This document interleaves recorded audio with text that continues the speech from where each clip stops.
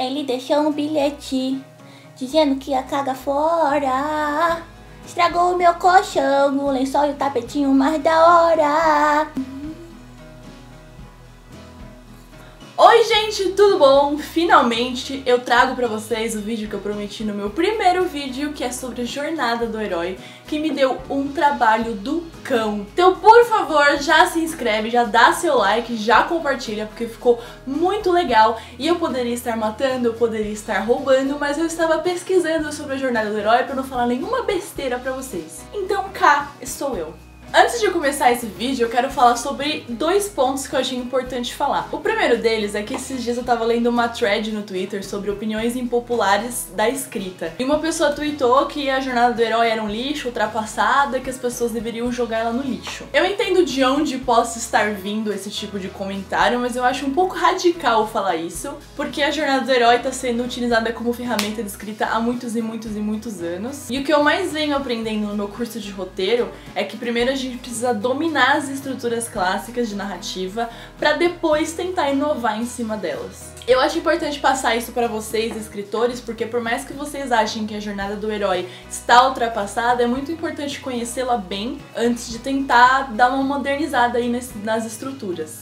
O segundo ponto é que eu tava escrevendo um roteiro cheio de termos técnicos e monomito e estrutura de atos e beats e todas essas coisas. Mas aí eu apaguei tudo e comecei de novo. Por quê? Porque eu acho que o acesso à informação deveria ser universal e eu não vou ensinar nada pra ninguém se eu ficar aqui falando essas coisas difíceis que ninguém vai entender logo de cara. Eu sei que pode ter gente que tá me assistindo que já conhece a jornada do herói e queria alguma coisa mais aprofundada, e pra isso eu vou deixar vários links aqui embaixo com vários livros que abordam a jornada do herói de uma maneira mais aprofundada e mais profissional, e eu vou agradecer muito se vocês comprarem através dos meus links. Mas eu acho que o meu público-alvo aqui são pessoas que querem escrever e querem conhecer a jornada do herói, mas nunca nem entraram em contato com ela. A primeira vez que eu entrei em contato com a jornada do herói foi num desses artigos cabeçudos com coisas muito técnicas e eu não sabia nem o básico ainda, então eu fiquei meio traumatizada e deixei isso pra lá e nunca mais fui atrás. Eu criei um bloqueio da jornada do herói que só anos depois eu fui desfazer. Se eu não tivesse criado esse bloqueio logo de cara, eu acho que eu teria aprimorado as minhas técnicas bem antes e eu não quero que isso aconteça com vocês, então eu vou falar aqui de uma maneira simples. Então vamos lá? A jornada do herói. O que é? Onde vive? Como se alimenta? Domingo no Fantástico e hoje nesse vídeo. A jornada do herói foi pensada pelo mitologista Joseph Campbell e aparece pela primeira vez no livro dele O Herói de Mil Faces. O que a jornada do herói se propõe a fazer é mostrar todas as fases que o herói de uma história passa durante a narrativa. Ou seja, todas as etapas que ele ultrapassa ao longo da história. De onde ele sai, os desafios que ele enfrenta e no que ele se transforma ao final disso. O que o Campbell percebeu foi que muitos dos nossos heróis coletivos, como Jesus, Moisés, Buda, todos eles tinham uma estrutura narrativa muito parecida. O que é muito interessante, porque cada um desses heróis surgiu em lugares diferentes, em contextos diferentes, em tempos diferentes também. O que ele compreendeu com a ajuda do psicanalista Jung, sei lá, gente, foi que existe um negócio chamado inconsciente coletivo. E é por conta desse inconsciente coletivo que várias narrativas parecidas puderam surgir em vários cantos do mundo que nunca nem entraram em contato. Esse inconsciente coletivo é mais ou menos como uma herança humana que a gente passa de pai para filho, e nessa herança humana tá gravada todos os mitos e símbolos que a gente cria para tentar explicar o mundo ao nosso redor. No final do dia, esses mitos e símbolos tentam explicar coisas que a gente compartilha como o planeta Terra, que todas as culturas e povos têm em comum, como medo, ansiedade, amor, angústia, crescimento. Por conta disso que heróis parecidos surgiram em vários lugares no mundo com narrativas parecidas, porque esses mitos e esses símbolos que a gente cria para explicar o mundo ao nosso redor compartilham de fontes únicas, de sentimentos únicos que os seres humanos compartilham. Tá, mas o que tudo isso aí que eu falei tem a ver com a gente, escritor? Tudo, só tudo. Porque se a gente quer criar uma história cativante, criar uma conexão entre o seu personagem e a pessoa que tá lendo, a gente precisa entender a jornada do herói e como ela gera essa conexão entre leitor e história, entre espectador e filme. O seu leitor precisa entender a angústia do seu personagem, ele precisa entender os motivos do seu personagem, ele precisa embarcar naquela história junto com ele. E a jornada do herói nada mais é do que uma ferramenta, uma técnica que te ajuda a deixar isso muito claro pro seu leitor. Por que a gente se identifica com Harry Potter? Por que a gente torce pela Katniss Everdeen? Por que a gente embarca junto da jornada do Frodo? Porque justamente eles passam por todas as fases da jornada do herói e nos levam junto com eles. Então vamos sair um pouquinho da abstração e entrar de fato na jornada do herói? O que diabos é a jornada do herói, Rai? Eu não entendi nada até agora, me explica. A jornada do herói é uma estrutura narrativa composta por 12 passos. E essa estrutura se completa no final igual um círculo. Então imagina que o seu personagem começa aqui, ele percorre 12 etapas até chegar aqui de novo, só que modificado. Então ele passou por uma aventura, passou por todos os passos da jornada, e quando ele volta pro mundo comum dele, ele já é outra pessoa. É mais ou menos quando a gente vai no supermercado no dia que cai o pagamento. A gente sai de casa uma pessoa, a gente passa por diversos obstáculos e desafios, e a gente volta modificado. Eu vou explicar pra vocês direitinho no que se consiste cada passo da jornada do herói. O primeiro passo da jornada do herói é o mundo comum dele. É a oportunidade perfeita que você tem pra mostrar pro seu leitor quem é o seu herói, onde vive o seu herói, como vive o seu herói, a rotina dele, os medos dele, os sonhos dele e, na medida do possível, até o que vai levar ele a embarcar nessa jornada. Quando a gente pensa no Harry Potter, por exemplo, é muito fácil entender por que ele embarcaria numa aventura. A vida dele é uma merda, ele mora embaixo da escada na casa dos tios, que maltratam ele e não tratam ele como parte da família. Quando chega uma coisa nova na vida dele e fala, vamos nessa aventura, ele vai correndo, porque pra ele não tem nada a perder. Mas quando a gente pensa no Frodo, por exemplo, que tem uma vida boa no condado, o que levou ele a partir naquela aventura? Na superfície a gente entende que ele tem uma vida boa, porém a gente percebe logo de cara que o Frodo é um pouco entediado ali naquele condado, que ele tem esse espírito de aventura, que ele gostaria muito de partir em uma aventura e conhecer coisas além da onde ele mora. Pra resumir, o primeiro passo da jornada, o mundo comum, é o momento ideal pra você apresentar o seu personagem pro seu leitor e criar uma conexão entre os dois. O que torna o seu personagem especial? Por que a gente deveria torcer por ele? Ele tem uma vida horrível, mas mesmo assim ele ajuda velhinhos a atravessar a rua? Ele é muito sério e fechado, mas ele tem um ótimo coração? Fica a dica pra você pensar. Depois que a gente apresenta pro leitor o mundo comum do nosso personagem, vem o segundo passo da jornada do herói, que é, obviamente, o chamado à aventura, que é algo que vai mexer com as estruturas do seu personagem. Eu sei que é muito mais fácil relacionar isso a literalmente um chamado à aventura. Então as cartas de Hogwarts que começam a chegar lá na casa do Harry Potter, ou o Gandalf que aparece lá pro Frodo e fala, Frodo, vamos partir numa aventura. Só que nem sempre é uma coisa positiva, como a gente vê em Jogos Vorazes, quando a Katniss se oferece pra ir no lugar da irmã dela. E não precisa também, obviamente, ser uma coisa fantástica. Pode ser que o seu personagem passou na faculdade, pode ser que o seu personagem aceitou um encontro amoroso. O chamado à aventura nada mais é do que tirar o seu personagem da vida dele e levá-lo para outro lugar, tanto metaforicamente quanto figurativamente falando. Depois que chamamos o nosso personagem a uma aventura, nós temos a terceira fase da jornada do herói, que é a recusa ao chamado. Como assim, Rai? Como assim recusa? Meu personagem vai se recusar a entrar numa aventura? Todo mundo quer partir numa aventura.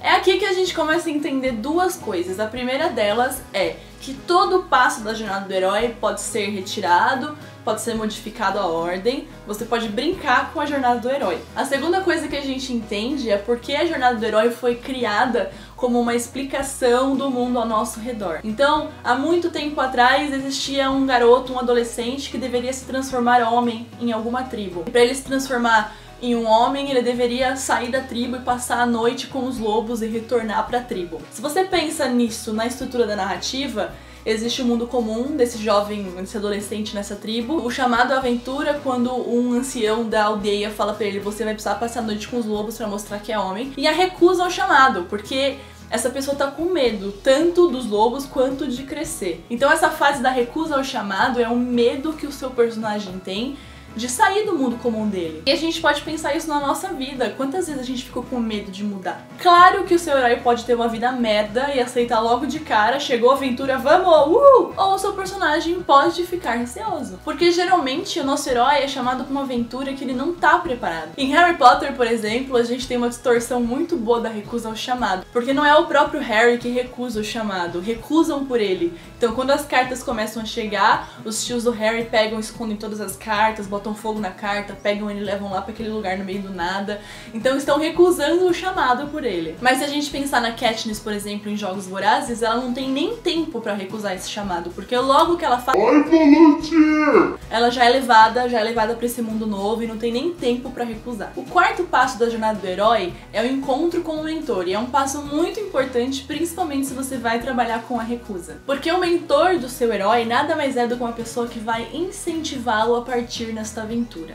Pode ser um personagem que aparece ali só pra incentivar ele e depois nunca mais aparece, ou pode ser um personagem que entra na história do seu herói como um mentor e permanece. Quando Obi-Wan, por exemplo, entrega o sábio de luz pro Luke, aquilo é algo que incentiva o Luke em partir na sua jornada. Quando o Hagrid entra na cabana dos Dursley, quebrando a porta e falando Harry, você é um bruxo, ele se torna um mentor do Harry, e aquele é o encontro que ele tem com o mentor. Nos dois casos, o Obi-Wan e o Hagrid serão mentores para os nossos heróis durante toda a história. O quinto passo da jornada é a travessia do limiar, quando o nosso personagem finalmente sai do mundo comum dele e entra no mundo especial. É quando ele se depara com a escolha que ele fez, quando ele percebe que ele não tá mais no mundo dele e que nada mais vai ser como era antigamente. We are not in Kansas anymore, sabe? Pode ser uma coisa mágica, como quando Harry entra no beco diagonal, ou quando ele literalmente atravessa o lago de Hogwarts pra chegar na escola. Pode ser uma travessia muito difícil, quando a Katniss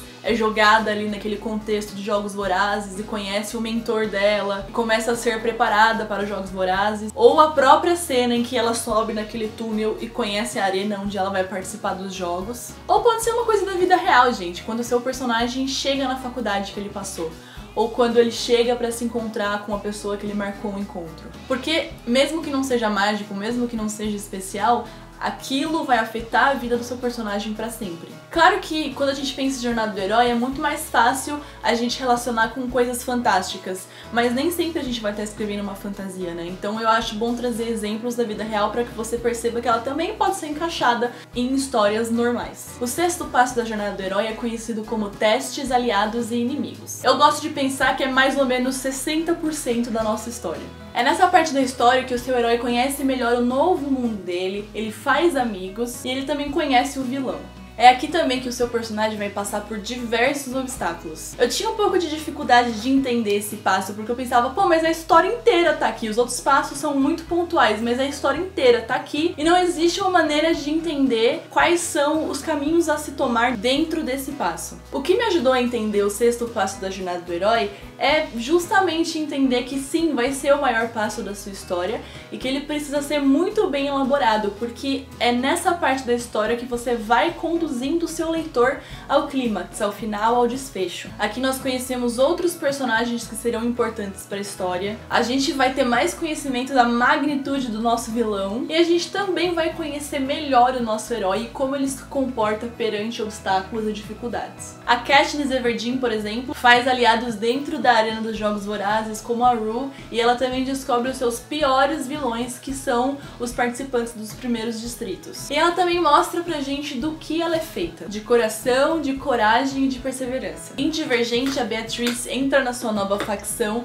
faz amigos, faz inimigos, conhece o 4, começa a ter um envolvimento amoroso com o 4 e começa a perceber que tem alguma coisa errada ali. Em Harry Potter, a gente conhece os maiores aliados do Harry durante toda a história, que é o Rony e a Hermione. A gente conhece o falso vilão que pensamos por um momento que é o Snape, e isso é uma distração pra gente não perceber quem de fato é o vilão, que é o professor Quirrell. Quirrell. A gente descobre mais sobre a Pedra Filosofal, quem criou a Pedra Filosofal e todos os desafios pelos quais eles vão precisar passar para chegar até a Pedra Filosofal. Em Senhor dos Anéis a gente tem a formação da Sociedade do Anel e a gente acompanha toda a jornada da sociedade para chegar na Montanha da Perdição e destruir o Anel. Nessa jornada a gente observa laços serem criados, a gente assiste todas as traições sofridas e também as perdas no caminho. O seu sexto passo sempre vai ser a preparação do que ainda está por vir e também sempre vai ser um pouco explicativo. Faz sentido? Você vai precisar conhecer melhor o mundo novo do seu personagem, você vai precisar conhecer melhor os personagens, você vai precisar conhecer melhor qual é o objetivo dele ali dentro.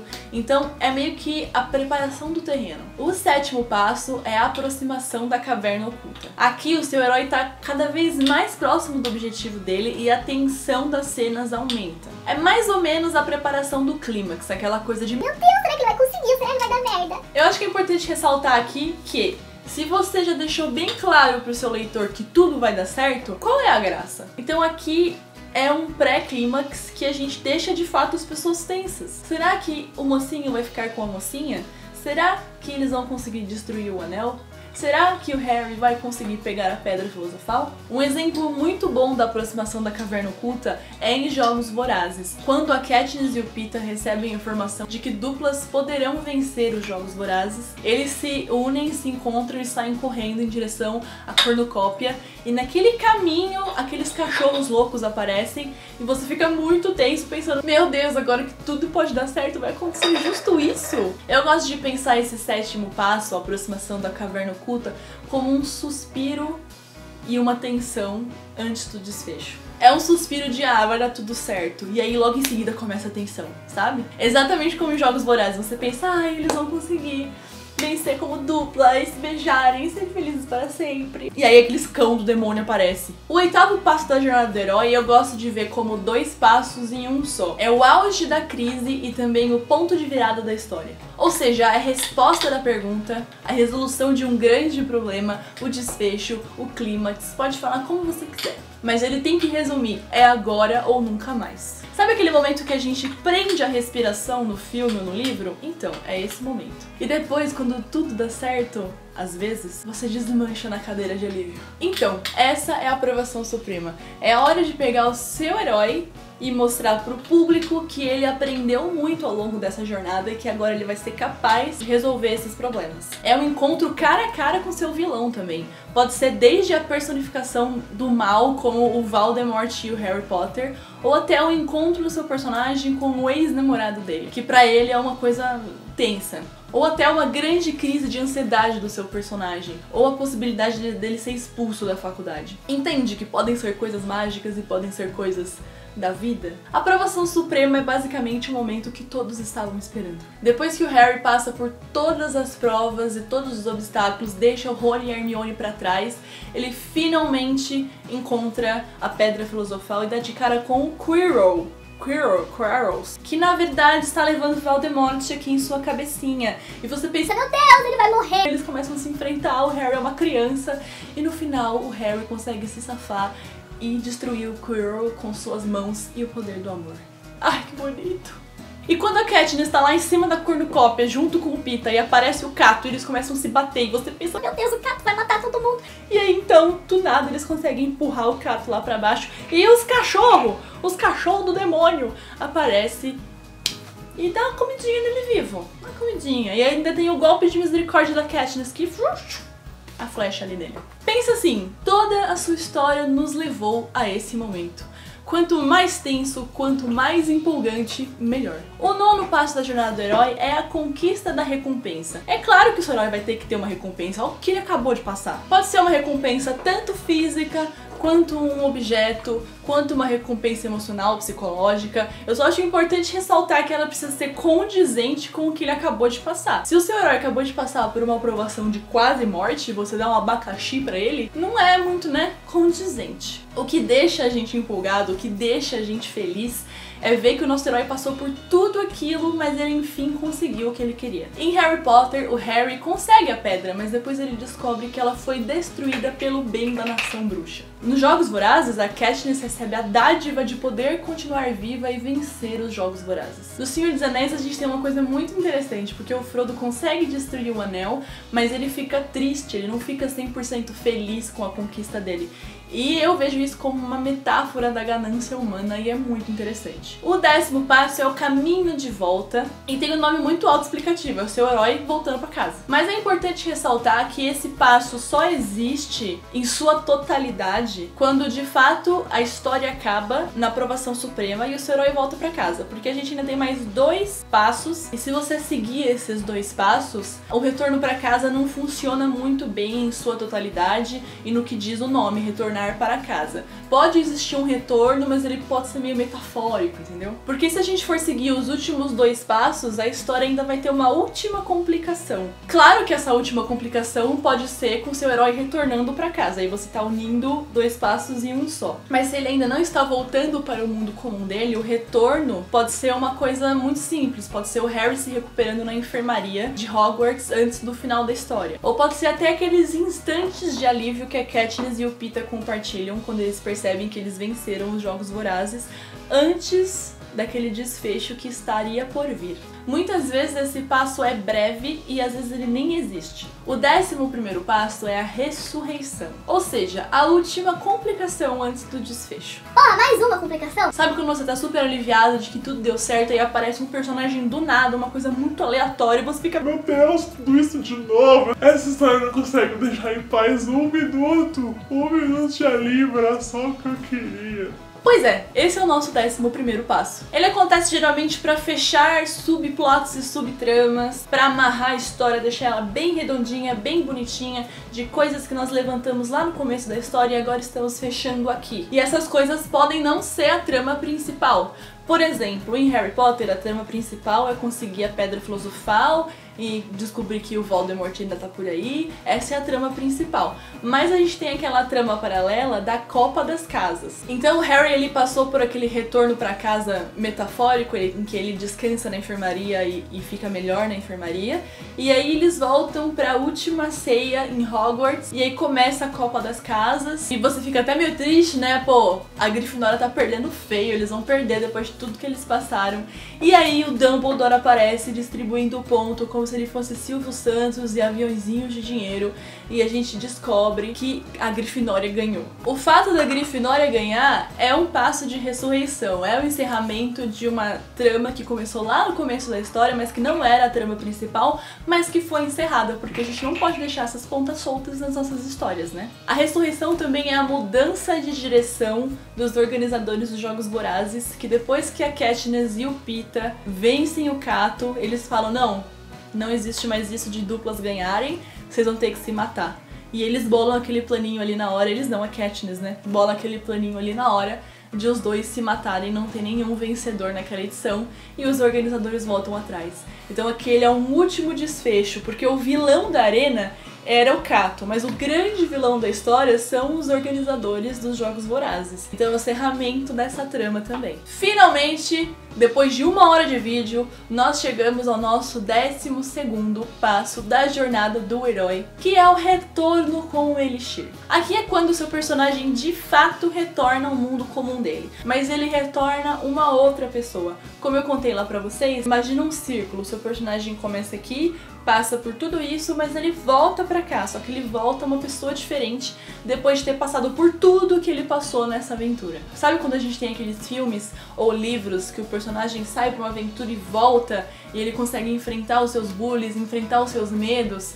É justamente isso. Eu percebo que muita gente usa o 12º passo para de fato fazer uma comparação de uma cena que aconteceu na primeira parte da história, que ela se repete, e por essa comparação de cenas a gente consegue perceber a evolução do personagem. Então vamos supor que o seu personagem na primeira cena não consegue enfrentar os caras que ficam lá provocando ele na escola, e na última cena é a mesma provocação, é a mesma coisa, e ele consegue enfrentar essas pessoas agora que ele é uma pessoa diferente. Esse é o momento que o seu leitor ou o seu espectador sorri de orgulho e pensa, meu Deus, que orgulho do meu personagem. Ou ele pode até pensar, meu Deus, um dia eu quero ser como ele, um dia eu quero enfrentar essas coisas que ele tá enfrentando. Isso é muito legal, porque essa é de fato a identificação do leitor com a história. Sabe quando no final a Mia, princesa da Genóvia, enfrenta todas aquelas pessoas e dá um discurso, depois ela dança com o Michael? É esse momento lindo. Porém, o 12º passo pode não ser uma coisa tão legal assim. Pode ser o Harry Potter voltando pra casa dos tios dele, pra aquela merda que ninguém trata ele bem. Mas agora o Harry sabe que existem possibilidades, existe uma vida diferente daquela ali. E ele sabe que dali a algum tempo ele vai voltar pra Hogwarts e viver aquilo tudo de novo. Então por mais que ele volte pro mundo como um merda, e por mais que ele ainda não consiga enfrentar os tios dele, ele tem uma esperança, ele tem uma coisa pela qual esperar. E também pode ser uma coisa até meio deprimente, como é Jogos Vorazes, que ela retorna pra onde ela mora, ela retorna como uma vencedora, só que ela não tá feliz, porque você passar por uma experiência que ela passou, que é matar um monte de criança e adolescente, você não vai ficar feliz mesmo que você vença, né? Então é isso, gente, em termos bem gerais, de uma maneira bem fácil, essa é a jornada do herói. Essa jornada pode ser aplicada em muitas histórias. É importante que você treine bastante a jornada do herói, principalmente na construção do seu roteiro. Então pega o meu primeiro vídeo de estrutura de roteiro, pega esse vídeo aqui da jornada do herói e brinca aí com as coisas que eu passei pra vocês. Claro que todos os passos da jornada do herói podem ser modificados, você pode começar essa história pelo final dela, pra deixar as pessoas, meu, o que tá acontecendo? Só que eu acho muito importante que você conheça a estrutura, que você primeiro treine bastante ela antes de começar a tentar inovar. Porque muitas vezes parece fácil e muitas vezes parece que a gente, isso aí eu sei tudo, isso aí é fácil, isso aí eu só sento e faço. Mas aí você pode se perder porque você ainda não conhece o básico antes de tentar se aventurar em novos caminhos. Eu vou deixar um monte de link aqui embaixo para vocês se aprofundarem no tema. Tem inclusive os livros do Campbell, O Herói de Mil Faces. Tem um livro interessantíssimo do Vogler, porque ele pegou a jornada do herói e aplicou nos filmes de Hollywood e da Disney. É muito, muito, muito legal. Pra mim é um dos melhores livros sobre a jornada do herói, que é A Jornada do Escritor. Vou deixar alguns links para imagens e para artigos e para documentários e para vídeos, para você se aprofundar bem na jornada do herói, porque é muito legal para quem quer escrever, para quem tá escrevendo, conhecer ela bonitinha. Gente, é isso. Desculpa, esse vídeo deve ter ficado com, sei lá, 1 milhão de horas, porque o roteiro ficou gigantesco. Muito obrigada pra quem ficou até aqui. E não deixe de se inscrever, de ativar o sininho, de curtir esse vídeo que me deu um puta no trabalho, de me seguir nas redes sociais. E a gente se vê semana que vem com o próximo vídeo. O